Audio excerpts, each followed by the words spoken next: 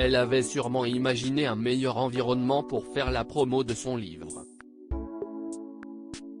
Depuis plusieurs semaines, Anne Niva enchaîne les plateaux de télévision et les interviews pour faire la promotion de son nouveau livre, La France de face.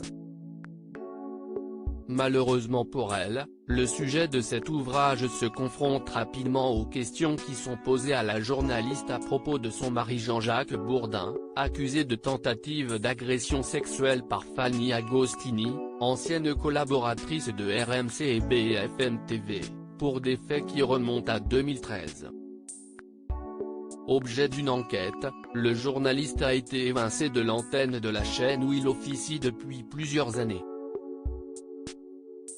Et pour son épouse, cette atmosphère, aussi pesante que terrible, semble de plus en plus difficile à vivre comme elle le confiait récemment.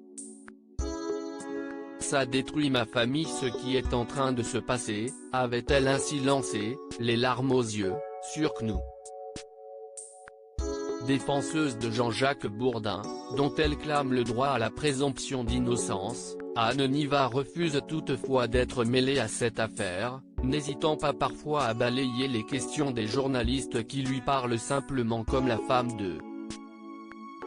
Une volonté d'indépendance qu'elle a toujours revendiquée, et qu'elle compte même clamer jusque dans la mort, puisqu'elle a demandé à son époux de faire inscrire dans le marbre l'épitaphe, elle n'a jamais subi, rapporte Libération, qui lui consacre un portrait, mardi 15 février.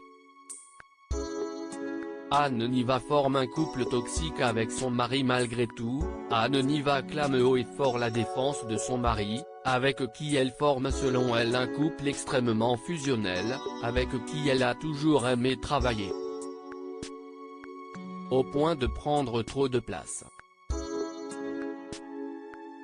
La journaliste indépendante s'invitait de temps à autre en studio pour coacher son mari, explique Libération, qui rapporte également les propos d'anciens collègues, qui dépeignent une relation loin d'être saine.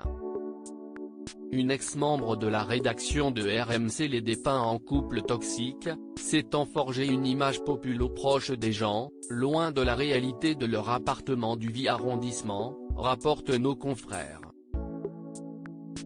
Loading Widget.